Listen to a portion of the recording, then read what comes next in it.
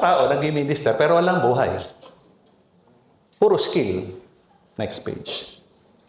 Alright? Ang top priority sa discipleship ay ito. In any project that God wants you to do or to accomplish, He begins to work on your character. Ang una sa discipleship process ay hindi material sa sinusubo doon sa tao. Kung kayo po ay nagkaroon ng karanasan na bumili ng materyales sa Singapore, sa Taiwan, at sa kung saan-saan pa, at iuwi nyo, mahalaga to, bigay.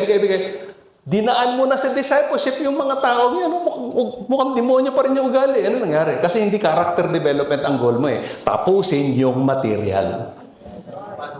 Nagastusan ka na, demonyo pa rin yung nandun. Problema, di ba? Alright. Tandaan natin na ang qualification sa mga ministro ng Diyos ay brokenness. Only those who have submitted themselves for character change may serve. Dapat rule yan sa church. Only those who have submitted themselves for character change may serve, for you cannot serve God with a nasty and stinking attitude. Hindi ka pwedeng maglingkod sa Diyos kung ganyan ang ugali mo. Kahit gaano kagaling kumanta, tumugtog, magsisirko dyan sa harapan, kahit mag-preach. Yan, dahil magagaling na preacher na ang salita ng Diyos, mga drama, di ba? Wala nang sa Bible. Meron ba ka nakitang nagdadrama na gano'n sa Bible? Gano'n ba si Jesus? Di ba nakaupo lang si Jesus, nagki-question and answer lang? Saan natin nakuha yun? Ikikwento ko sa'yo sa isang araw. Ang dami-daming church, punong-puno ng mga wannabe ministers, di ba? Punong-puno ng galing. Wala namang buhay. Yan ang problema natin. So memorize natin ito. Praise na to. If you have no life to show, you have no right to be in the ministry. Umuwi ka na lang. Kasi yung presensya mo, nakakahawa. Imbis na mapabuti yung mga tao sa church dahil sa'yo, sa ugali mo, hindi sila napapabuti. Kasi nakatayo ka sa entablado, magagaya ka nila. Paalala sa mga pastor, yung mga pinapatayo nyo, kakopya-kopya ba? Pag pinadami nyo ba sila, gaganda ba yung church? O ikaw na lang, pag dumami ka ba, gaganda ba yung church? Exportable ka ba? Di ba? Amen? Malalim na rin tayo. Number 4. Ay, salamat. Number 4 na. Number 1, brokenness identifies us with the Master. Sabay-sabay. Number 2, brokenness produces Christ-like maturity. Number 3, brokenness sows in. And fourthly, brokenness prepares us for the mission. Ang unang hakbang sa mission, babalik tayo doon sa pinag-usapan natin kanina, ay die to self. Ulitin ko, pag merong may magaling na napadalaw sa inyong church, huwag niyong bibigyan ng papel. Pastor, ako po ay elder doon sa kabilang church na nag-split. Pwede ba ako maging elder dito? Red flag, red flag. Pastor, dati po akong worship leader doon sa church. Ayan. Pero hindi na gusto yung kanta ko. Kasi mas magaling ako sa anak ng pastor. Red flag ulit, di ba? Pag nakikita ka ng magaling, red flag agad. Dahil hindi naghahanap si Lord ng magaling. Hinahanap ni Lord yung marunong sumuko. Step 1 is to die to self. Balik tayo sa Psalm 51:17. The sacrifices of God are a broken spirit, a broken and contrite heart, O God, you will not despise. At ano sinasabi ng mga tao? Lord, use my talents. Di ba? Lord, gamitin niyo po ang talent ko. Artist po ako. Singer po ako. Lahat na meron ka. Di ba? Kahit anong talent, meron ka. So, punta ka sa HR department ni Lord at sasabihin sa iyo, gusto mo kay Lord? Ito. Die to self. Yan ang sinasabi sa iyo ni Lord. Mamatay ka sa sarili mo. I want you to die to self.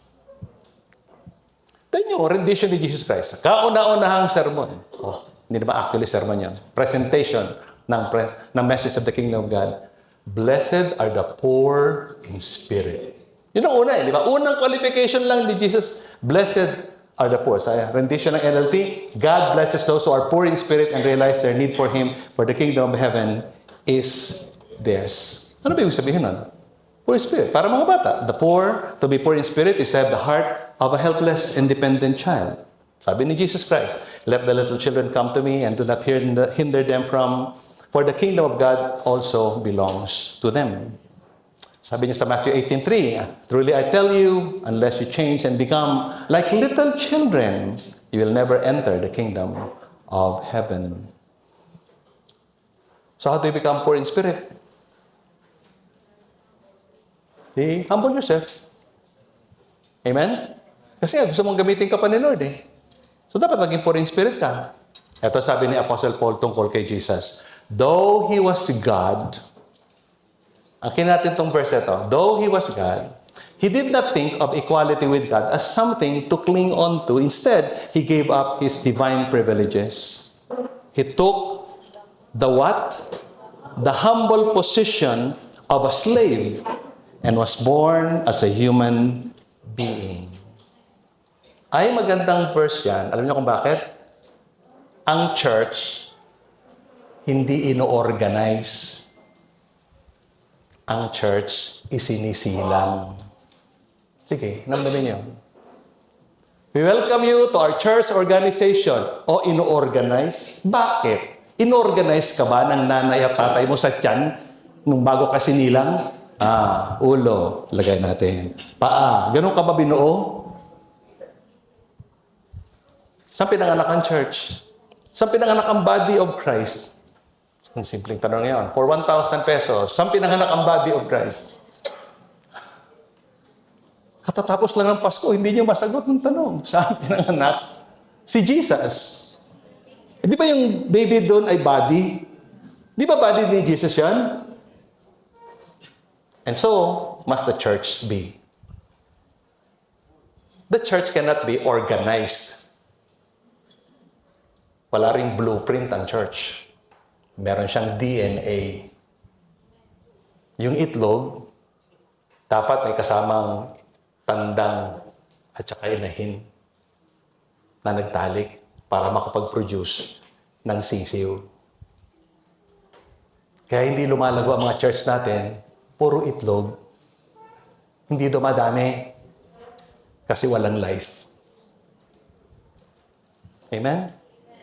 So basagin nyo na yung mga itlog na yan at palitan natin ng itlog na may buhay. Amen? Tuloy natin ang verse na tayo and I'll close. When He appeared in human form, He humbled Himself in obedience to God and He died a criminal's death on a cross.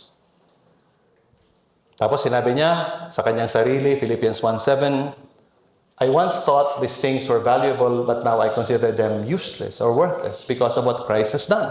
Lahat ng kanyang galing, hinilera niya lahat, di ba? Ako'y Hudyo, ako'y nag-aral sa paaral ng mga magagaling na mga Hudyo, ako'y naupo sa paanan ni Gamaliel, lahat. All those things that were gained to me, worthless.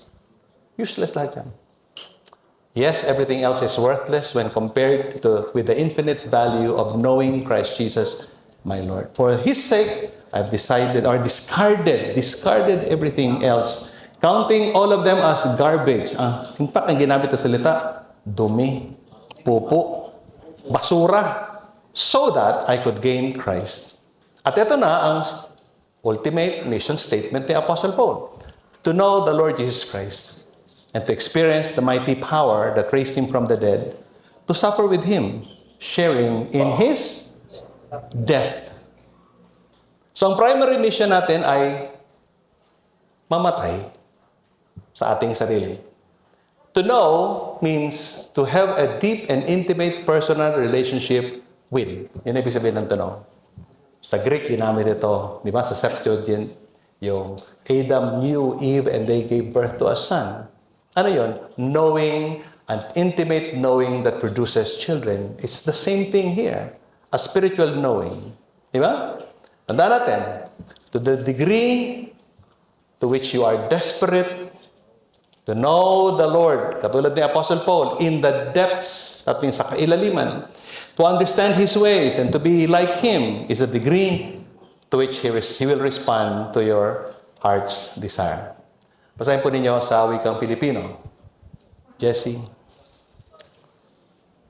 ang antas ng iyong kasabikan na makilala ng lubusan ang Panginoong Hesus, maunawaan ang kanyang mga kapamaraanan, at maging katulad niya ay ang antas kung saan tutugon siya sa nais ng iyong puso.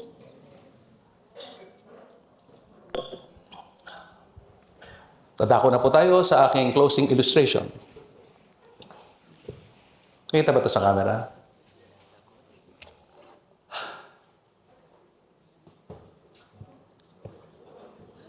Ito ay itak. Gulok. Sa loob ng bukong ito ay may masarap na sabaw. Pero,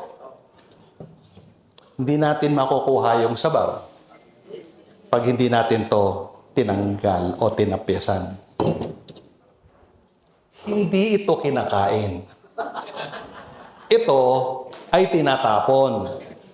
Pride, yabang, edukasyon, diba?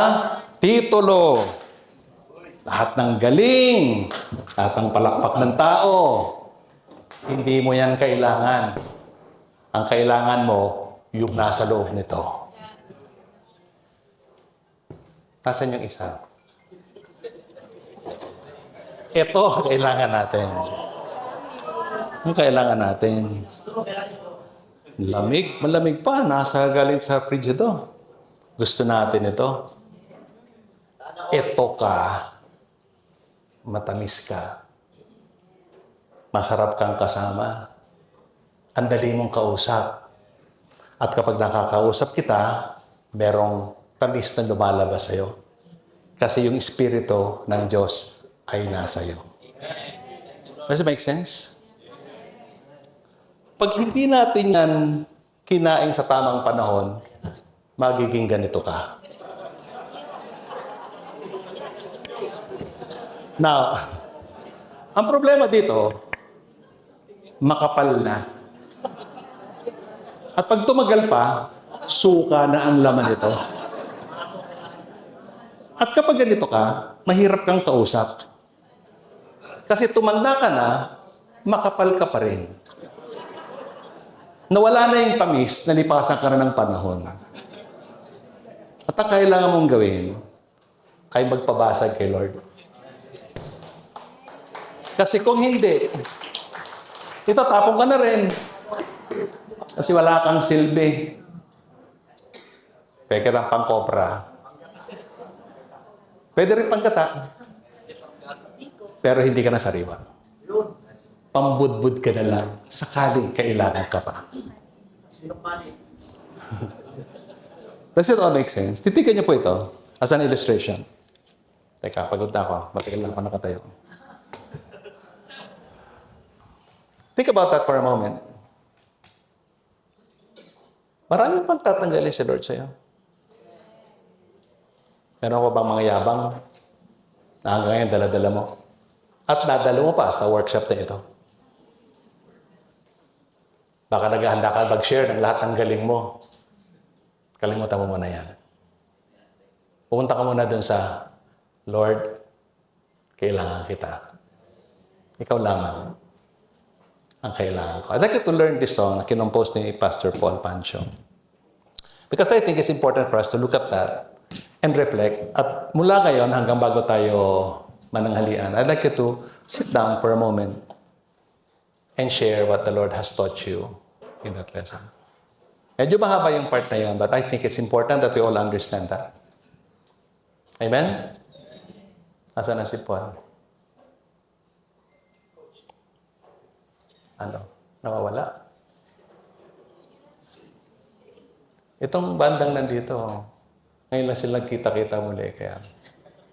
So I'd like you to just close your eyes for a moment and just bow down your heads. Wala pong Bago yan, bago yan. Hindi po ako naniniwala sa altar call.